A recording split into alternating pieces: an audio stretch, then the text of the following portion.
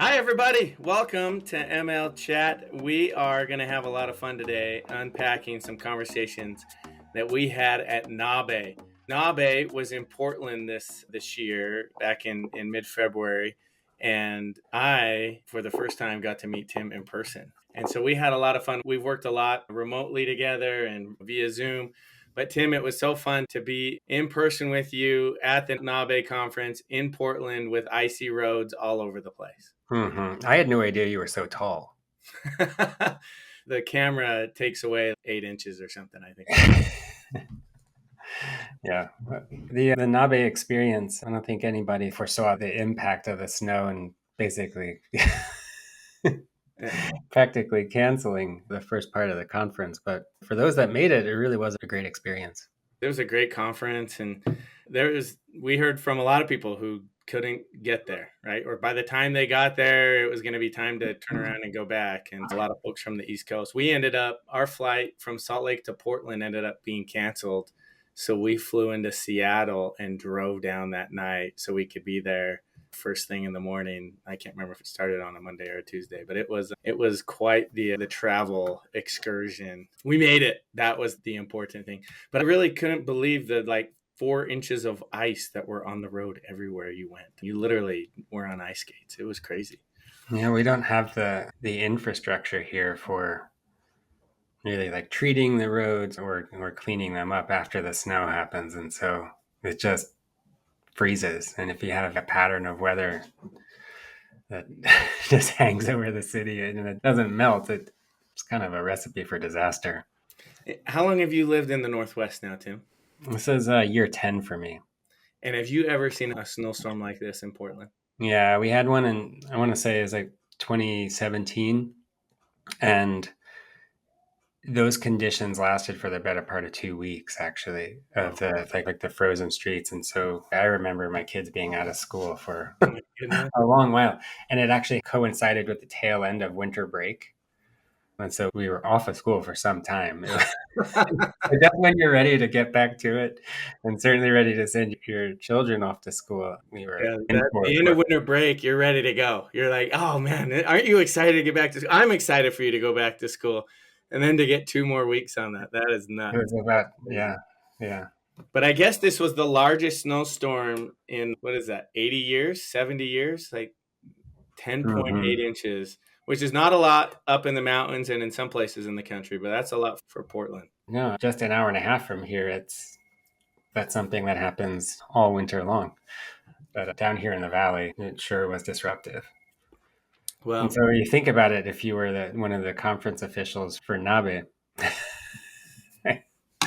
that's stressful. this was not what they were expecting. No, this is not However, it open. was an amazing conference, and we had hmm so much fun connecting with people from all over the nation who are deeply committed and engaged in this work of serving multilingual students. And so, for those of you that weren't there, we actually recorded live. We had a bunch of opportunities to interview amazing people and recorded some of those interviews that we're going to share here with you today. We are going to jump in and unpack some of the best practices regarding building oral language fluency from educators, teachers, really across the nation. I'm excited for this. There's some amazing stuff in here. I can't wait to find out where we go from here, Tim. Yeah, what I really appreciate about just the voice here and hearing from the perspective of colleagues really all across the nation. And so I'm anxious to hear what they had to say. Let's dive in. Our first interview is with Dr. Sarah Schmidt de Carranza, the Executive Director of Multilingual Learners in St. Paul Public Schools. Let's hear what Sarah had to say. Sarah Schmidt de Carranza, St. Paul, Minnesota. St. Paul, Minnesota. And what district? St. Paul Public Schools. St. Paul Public Schools. Anything where you can build in opportunities for them to talk to each other in class. Small group discussions, pair discussions, giving them scaffolded questions that they can, sentence frames that they can respond with, or like types of questions like to elicit more information, use these to further along or get additional context about your perspective, to disagree in a like academic way versus a social way, to agree in an academic way versus a social way. So giving them the tools and then just giving them so many opportunities to use it. Well, Sarah walks through a number of different strategies and ideas there. Tim, what jumped out to you the most? I think three come to mind, Justin. One, you might remember how we talked about abundancy and redundancy. And something that captured my attention from Sarah's comments is just the importance of offering students lots of opportunities for talk and in a variety of ways. And you think about that sort of abundancy of opportunity and then connecting to the second part in a multitude of ways. Sarah called out all the different forms of academic language, really the language functions that are so important to exercise across academic contexts. So supporting students as they agree or disagree or cite text evidence or used specific talk structures to analyze texts and make connections. This is the sort of talk that's so critical in supporting students not only academically, but with the communication tools to actually express their understanding of content.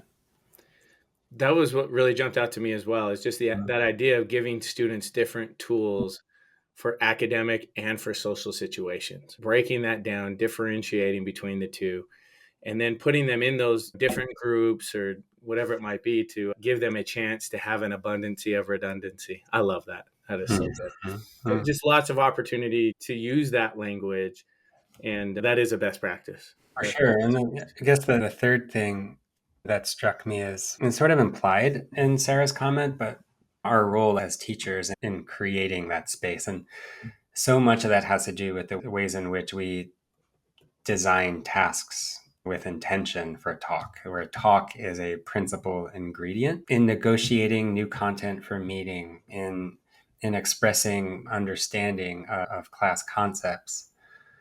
And then thirdly, there's a real connection to formative assessment, that what you hear in class is valid evidence of student learning. And it makes me think about the episode 2, Justin, when we talked about eliciting evidence and the importance of including talk specific tasks in our lessons that afford students the opportunity to chew on the content, to collectively make meaning of it, and then finally use academic language and of course their social language as well to express their understanding. I love that you went back to some of our previous episodes, because I did the same thing. I was thinking of clear intended learning, right? If you don't have that clear intention of where you're trying to go, then it's hard to allow the space for the who knows what might happen in the conversation, right? Instead, you want to control that situation so that things don't get out of hand, or you don't know where it's going to go, and you want to keep control. Where if you have that clear intention of where you're trying to go, it allows you to have that space and provide students with that opportunity to include talk specific tasks, like you mentioned. Sure. Yeah. And when you think about who's between the speaking and the listening, it's like within that interaction, who's doing the cognition, who's doing the thinking, right? And, it's within those interactions and that active zone of proximal development, that construction zone, that's where you really see evidence of the learning. And when we think about this in the dichotomy between how we remember school is sort of sitting passively at a desk and to juxtapose what Sarah's describing, that's a pretty big gap. I actually have a picture, and I know this is not a visual medium, but I have a lithograph by an artist actually of my same last name, Blackburn, from the Bronx. And it's just of students passively at desks in neat and tidy columns and rows. And it's an image that I often think about that stands in contrast to what Sarah's describing, where students are actively making meaning through tasks that are intentionally designed with the purpose to get students connected and actively speaking and listening and sorting through a problem or making meaning of texts. And I think of all the myriad ways we can design tasks with intention for students to talk. Yep. Dr. Sarah Schmidt de Carranza from St. Paul Public Schools, thanks for giving us so much to talk about. That was great. Love unpacking that with you, Tim. All right, let's jump into our next interview. We are here at NABE with Tamika Moten. I am from Houston, Texas, a part of Aldine ISD Independent School District, and I serve as a district literacy coach. So I really work closely with the teachers and instructional specialists on campus. And so I give them different strategies that they can use in their classroom to support oral language fluency. One of the main things is the opportunity to talk and engage in different conversations. So students need time to process and then to be able to turn and talk. They need opportunities to share out. And so we do that through a lot of different strategies. For example, we do something called Four Corners, and they pick their answer and they go to the corner. And during that corner, they explain why they picked that answer and give some information. So that allows them to not only use their regular language, but include academic language. Well, thank you, Tamika from Aldine ISD. We're so grateful you joined us at NABE, and thanks for sharing those thoughts. Fun to hear a very specific strategy, Tim, in what Tamika's sharing about the four corners and getting students talking. Mm-hmm. And did you hear the reference to using all of their language to explain their why? That's something that I really appreciated from Tamika's comments, that, yes, specifically calling out the associated academic language and how that academic language is going to be specific to the context and really have to explicitly teach it, while also recognizing and availing the space for all of the students, language in the space. And Four Corners is just a very cool way in a very dynamic way to get students up and moving and then expressing themselves. And thanks to Tamika for bringing us that specific example.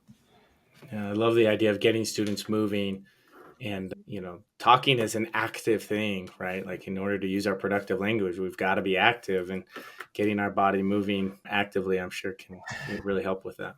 Yeah, I mean, when you think about like the types of questions though that are required for pushing students to greater depths of knowledge, and these aren't questions that start with what or when. These are questions that start with why or how, and creating the space for students to actually like push them to depth, right? And so, why is it that you feel that way? Or give me reasons that explain how it is that you got to that conclusion. In order to substantiate that sort of thinking, students really have to pull on all of their linguistic resources to express themselves. So again, like Four Corners is a really neat strategy to, yes, get students up and moving, but further using their full linguistic repertoire to explain themselves. Yes, using all their language. I love it. Okay, thank you, Tamika. Great breakdown, Tim. I love that. Yeah, thanks, Tamika.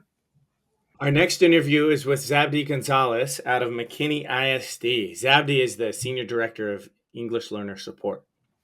I'm Zabdi Gonzalez from McKinney, Texas. McKinney, Texas. And what district are you in?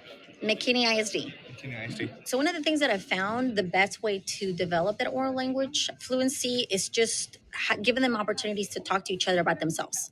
So I'm giving them conversations that can talk, and then that just builds their comfort level. Then also during the lesson or anything like that, then you develop stems. So sentence stems, so that you can give them a starting point, so they're not so focused on everything, so they can only really truly focus on the content instead of everything else. So that has worked to develop that. So you're giving them time to practice, give them time to practice. They also hear it. They hear from each other. They learn from each other, and they learn words from each other through those conversations. Tim, I love what Zabdi says here about giving students a chance to talk about themselves as a warm-up. Yeah, I was hoping you would call that out, Justin. I appreciated that comment too. And it actually, not to be too nerdy, but it made me think about our English language proficiency standards, and kind of irrespective of your state's consortia and your specific standards. There's a notion of starting with what is local and familiar, right, and building from what is local, immediate, and familiar. And that really resonated with me. I appreciated how culturally responsive that is in creating the space for students to start close and proximally to themselves. And then to build from there, thinking about that in terms of honoring our students' like linguistic and social funds of knowledge. That's really a core principle, a core foundation of culturally responsive teaching practice. But then building on that and creating the space for it. I really appreciated this comment and how Zabdi starts from that orientation. Yeah, so did I. And it's really something that we've tried to embed into Flashlight 360 when we're creating the art that students are working off of or talking to, or we're looking and sourcing different photos that we're going to include. That's one of the things that we've really tried to be mindful of, is that we are meeting students where they are. We want them to see themselves, right? We want them to be able to talk about their life and their experiences, because that is the familiar, that is what the local, that is what they know. And to be able to get started there allows us to have a foundation to build on as we move forward. So Zabdi also talks about sentence stems and how they can free students up to go access the content and talk through that. I know that there's a couple of different ideas and beliefs on sentence stems out there in our broader educational world, Tim. Can you compare and contrast the ideas around sentence stems for us? Sure. Yeah, absolutely. I think that we have to start from the understanding that no one is born with academic language. We're all academic language learners. And sentence frames, sentence stems, or one of my favorite ways to say it is the way Aida Walke says it. She calls it formulaic expressions. That is, when we use the sentence stems, they are designed to teach explicitly the language to communicate often an academic idea or to make connections between ideas. But when do we use sentence frames? When are they helpful? And often, as in my own teaching practice, I like to think about those sentence frames as an ultimate target, but rather the space for my students to negotiate new text for meaning, to connect ideas, to express their understanding, at least initially in their first thoughts. I tend to actually not use many sentence frames in that case. And the reason why is that I don't want to constrain their thinking in any way up front, but rather avail the space to negotiate new ideas and new texts for meaning. And once we get to a place where our students feel like comfortable with the concepts, it's then to introduce the academic language to make those connections.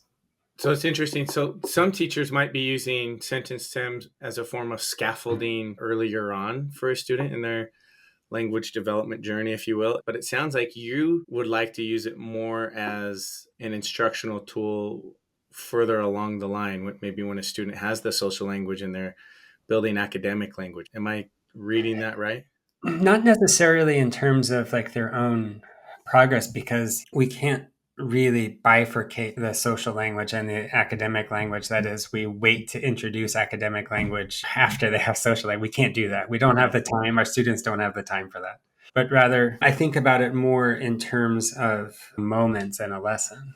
As our students are actively building understanding of new concepts, I choose not to introduce many new sentence forms or language structures in there that might, say, limit their ability to make meaning of a new text, but rather create the space for them to interact, create the space for my students to read, to make meaning of text, to practice concepts. And then once we've had those discussions, is to offer academic language to them in the form of sentence frames to connect ideas.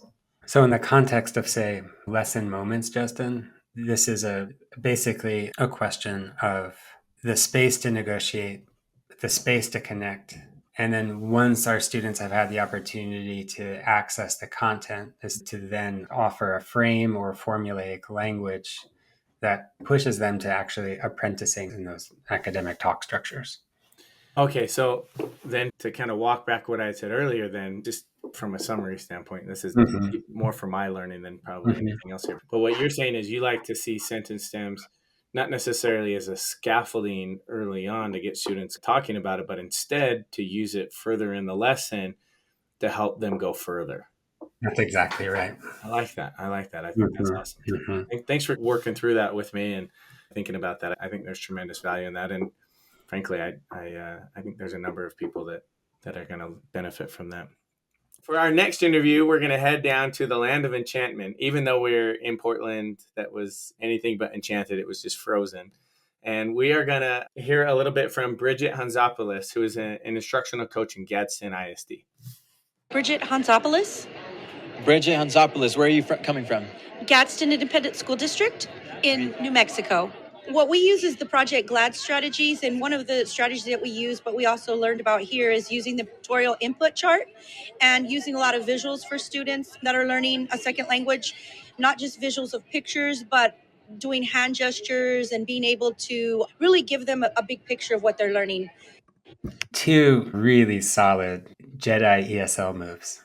When you think about the importance of pictures and keeping an image-rich environment for our students. And, that's really the space for students to map what they already know in their home language and make connections to their new language, right? Those pictures and using pictorial charts from like Project GLAD strategy is just a brilliant way to basically create the frame for students to start talking and apprenticing in that language.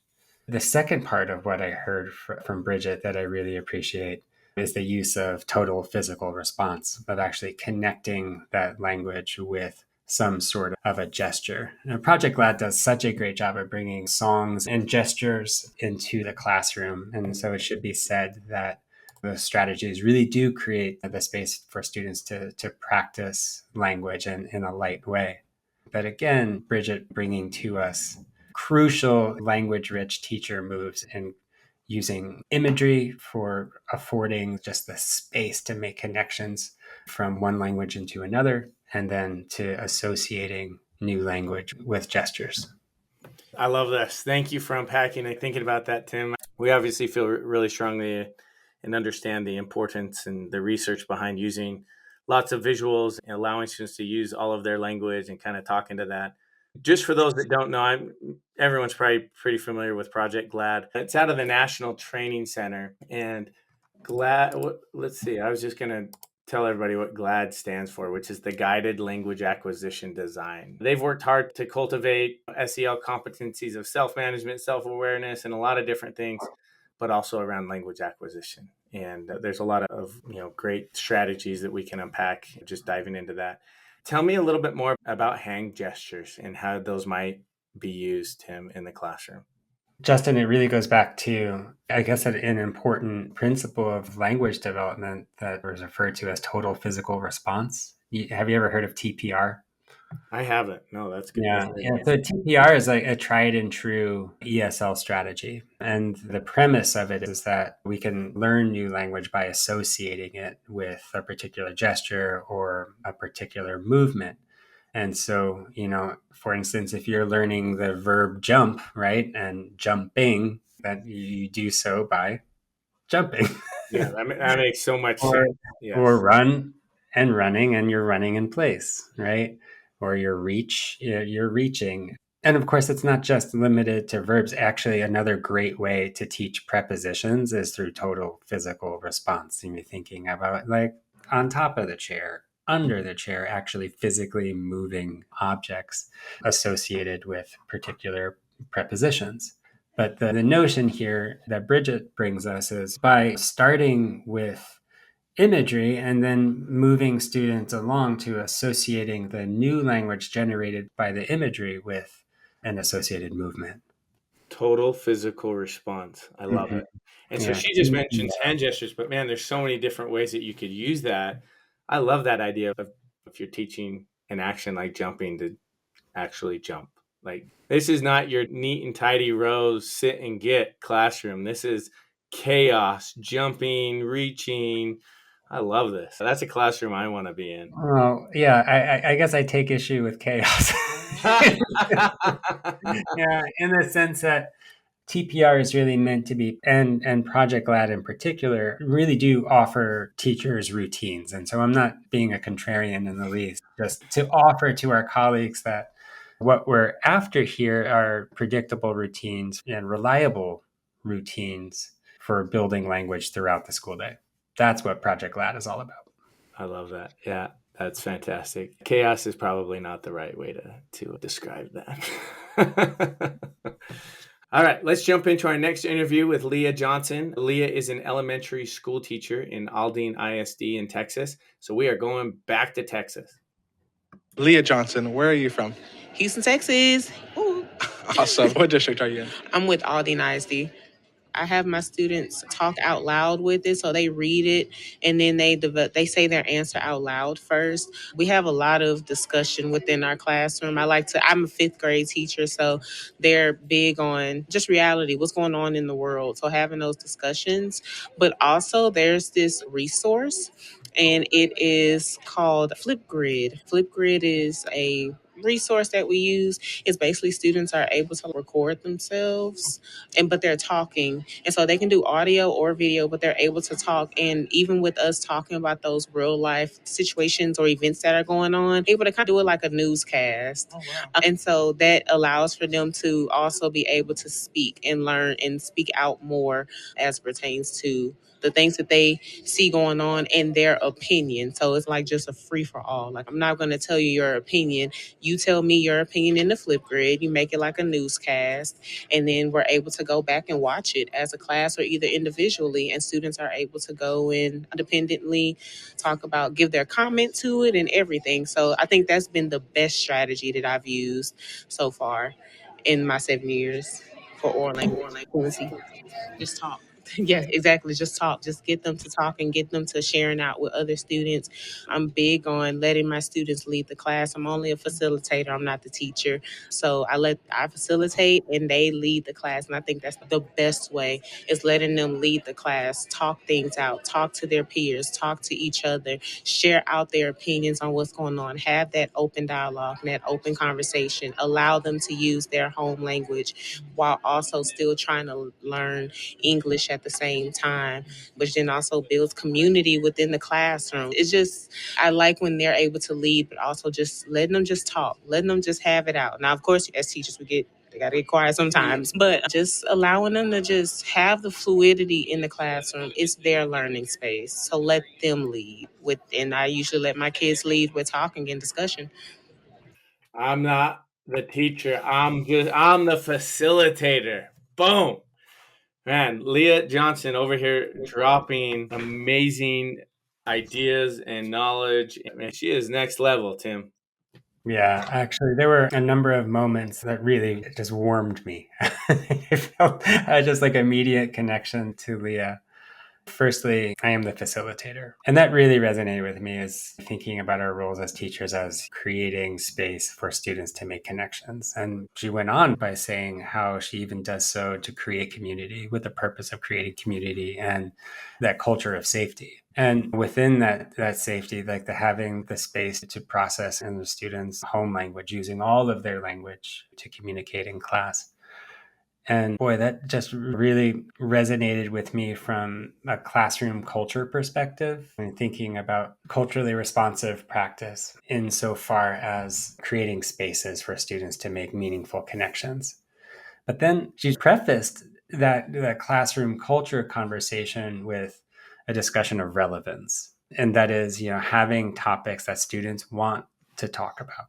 When we think about culturally responsive practice as having topics, having themes that our students want to engage with, right? And in that meaningful space, having that meaningful dialogue just gives all of the reason for students to share what's on their mind. Finally, using tools. When we think about the role as a facilitator on having novel, clever ways for students to grow and apprentice in academic talk. Having a tool like Flipgrid, or perhaps your school district might use Seesaw, or hey, how about Flashlight 360 as another tool that teachers can have that effectively offer the space for students to share their thinking. And then what Leah described as having tasks within Flipgrid that push students to share their understanding of class concepts. She mentioned having it like a news broadcast, right? And so think about all the different types of talk structures a student could practice within that context. And then all of a sudden, Leah has a bank of tasks that show what students know and are able to do, yes, in the content, but also in the associated language. And so when we think about those in terms of formative assessment, you've just turned speaking and listening standard one into basically a rich bank of evidence of what students know and can do. I love that you call that standard out just like right off the bat. I love Leah's energy, amazing energy. And you can tell that She really does approach her work as a professional. Like, she has the confidence to facilitate instead of just teach, right? Yeah, how lucky are our kids? That's what I was thinking. I actually have a fifth grader. So I'm thinking, man, I wish. Actually, my son has an amazing I was teacher. about to say the same. I have a fifth grader too, and she has a great teacher. But boy, Leah, thank you. Just wonderful comments. Yeah, wonderful comments. And I loved how she said, look, I'm not trying to tell them an opinion that they need to discuss or that they need to take. Bring their own opinion. Tell me your opinion, and then we can keep talking from there.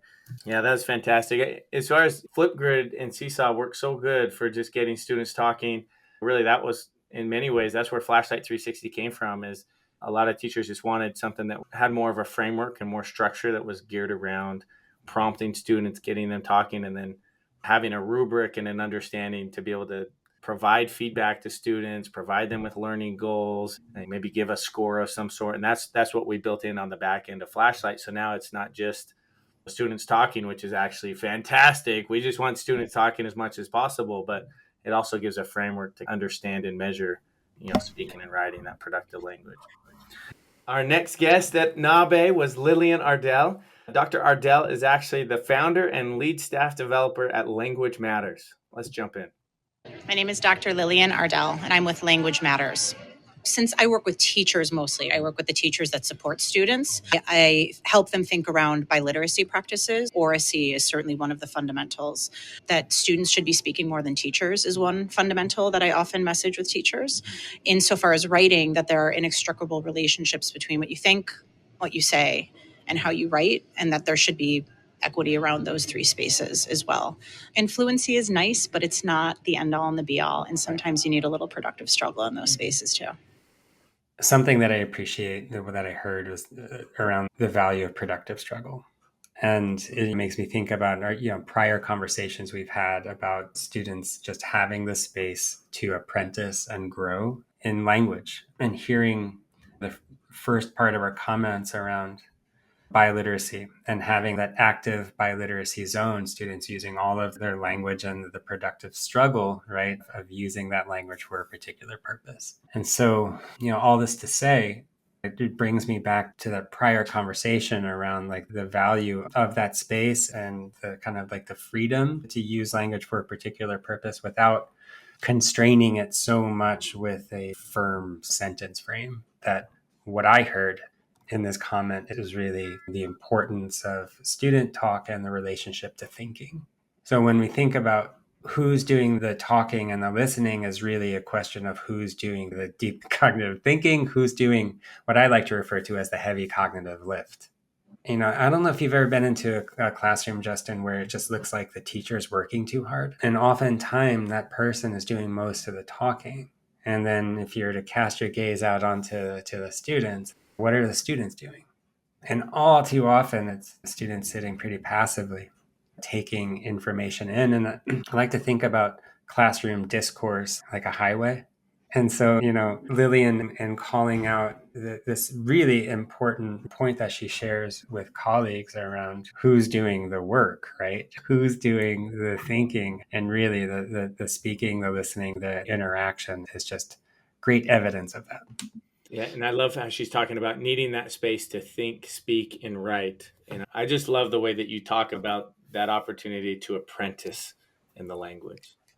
It's not me, remember, that's Dr. Aida Walke. It's me. I love the way that Dr. Aida Walke talks about apprenticing, needing the space to apprentice in developing the language. It's beautiful. Yeah. Great imagery. Gosh, I just would like to thank everybody who took the time to talk with us at NABE and share these amazing ideas and thoughts. This is some gold. This is some good stuff.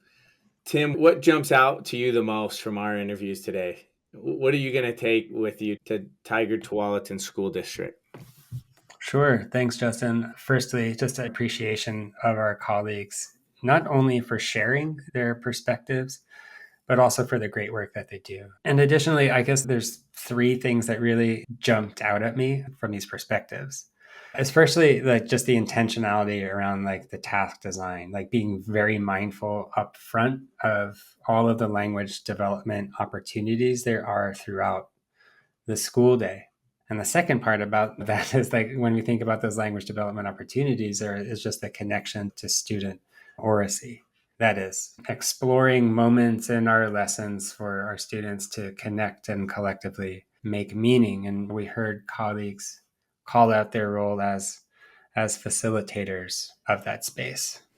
Finally, it's just the relationship to formative assessment. We heard wonderful ideas about just the value of student talk and how it illustrates where students are, and certainly their learning of class concepts, but also in the development of all of their language, and really underscoring that last part of all of their language, using their full linguistic repertoire to connect with their peers and also to connect to ideas in class. So those are the three things that came into mind, Justin. Oh, I love it. And one of the things to me I learned today about total physical response, TPR. Oh, yeah. I love that, and I think there's great value in that. And as we're building Flashlight 360, that's one of the things that I'm going to try and think a little bit about is how can we include more opportunities for students to use their bodies as they're learning some of these words and learning language and using that language. It'll probably end up living in our offline materials more than in the actual platform. Just as suggestions, right? Right. Yeah, exactly. So love that thinking. I'm still blown away at Leah Johnson's just declaration that I'm the facilitator, not the teacher.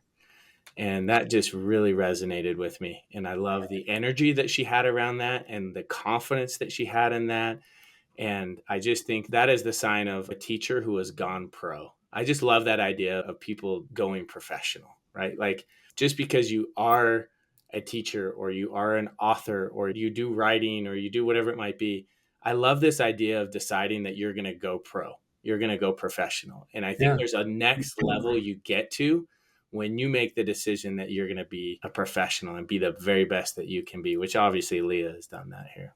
And like really challenging prior notions of what an effective classroom looks like. You know, when we think about the power of our mental models, right? For being of a certain age, I grew up at a time in school where a passive classroom was the marker of an effective classroom. And challenging that notion and designing a language-rich environment requires a significant shift. And I think that's what we really heard there. Exactly. Amen. Amen. Hey, Tim, thank you so much for joining me today. Oh, likewise, Justin. Thank you. These interviews. This was so fun to hear all of the great work going on around the nation. Thanks again to everybody who participated. We actually have a few more episodes like this that we're going to do where we asked everyone a few more questions, and so we'll unpack some of those here in the up and coming episodes. So anyways, thanks, Tim. Great to be with you. All right. Cuídense. Thanks, everybody. See you later.